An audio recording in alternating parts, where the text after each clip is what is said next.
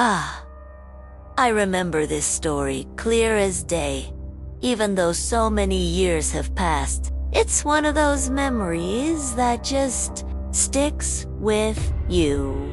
Every time I walk past an alleyway, or think about those long autumn nights of playing hide-and-seek in the dark, it comes rushing back. I'll never forget what happened that night. It was the beginning of October. The air was crisp, the leaves just starting to turn.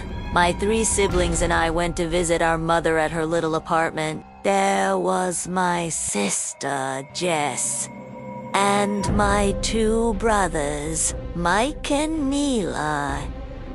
Our parents had divorced a couple of years before, and we didn't see Mama much anymore. So these visits were special. Our father wasn't required to let us go, but he did, maybe out of guilt, maybe out of love. Now, Mama lived in what you'd call the rough part of town.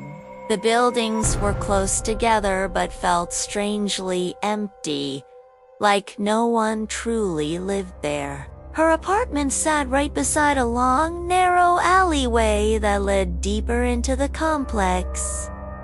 I remember thinking even back then that alley gave me the creeps. Long, dark, and cold, like it swallowed the sound of your own footsteps. But Mama's apartment, oh, it was cozy. It smelled like cinnamon and old books, and the furniture was soft and warm, like it had stories of its own. She had little trinkets everywhere, porcelain dolls, laced curtains, those tiny figurines that collected dust but made the place feel alive. We'd made friends with the neighbor. Downstairs, a boy named Zach and his sister. We used to play all sorts of games together out in the parking lot. Tag, kickball, even pretend cops and robbers. But this one evening, Zach had an idea. Since it was October, close to Halloween, he thought it'd be fun to play hide and seek in the dark. We all agreed. We were kids. Anything spooky felt like an adventure. When the clock hit 9, we snuck out, just like we said we would. The streetlights glowed that rusty orange color that makes everything look strange. The air was still. Quiet.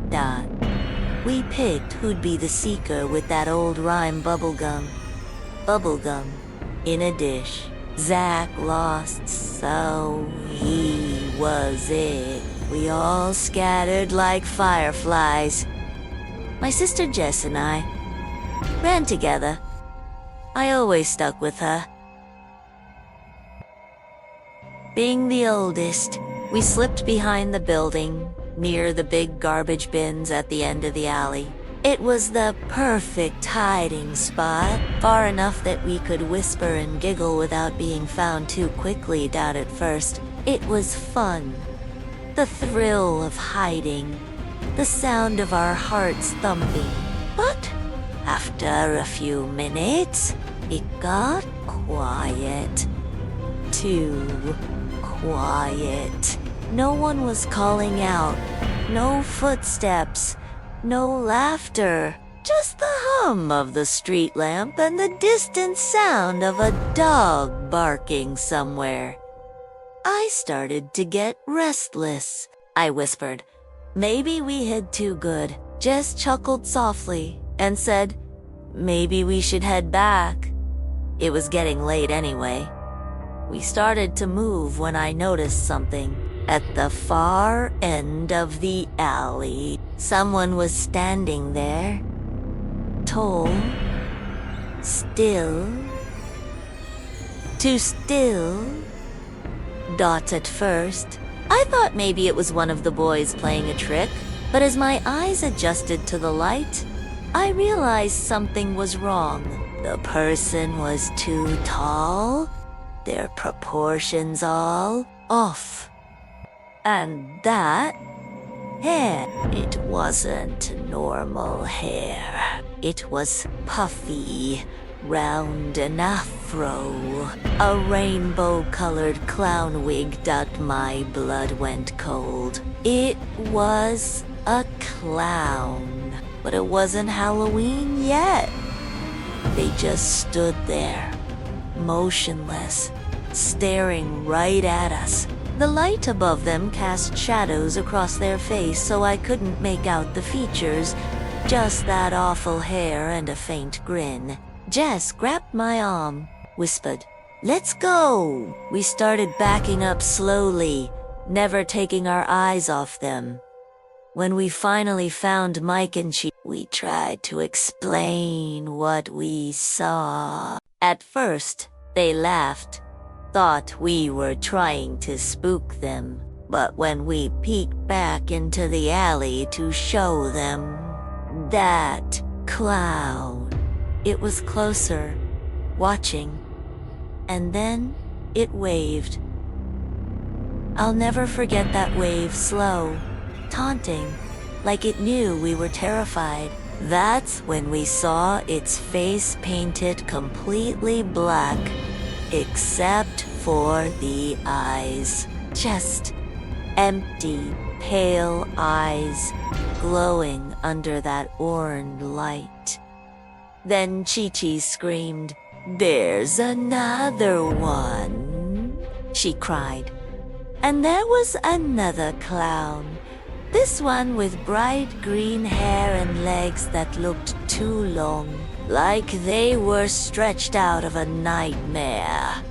We didn't think, we just ran. We bolted upstairs to Mama's apartment, gasping, crying, trying to explain what happened. Eli was already there, pale as a ghost. Turns out, he'd seen one too, hiding behind a bush, thinking it was Zach, until it stood up over him. Mama hugged us tight. She said we were safe now. But I could tell she was scared too. That night, I couldn't sleep. And then, around midnight, I heard it. A soft tap-tap on the window now. Mind you, Mama's apartment was on the second floor. There shouldn't have been anything out there. But I was a curious child. Foolish, too. I crept out of bed, went to the window, and lifted the blinds. And there it was. That same clown, face pressed against the glass, smiling. I screamed so loud, Mama came running, but when she looked, it was gone. Just an empty window and the night outside. Mama believed me, thank heavens, but from that day on, I never played hide-and-seek in the dark again, and I never, ever walked near an alleyway after sunset. Even now, when I close my eyes, I can still see those pale eyes staring back at me, and that slow, mocking wave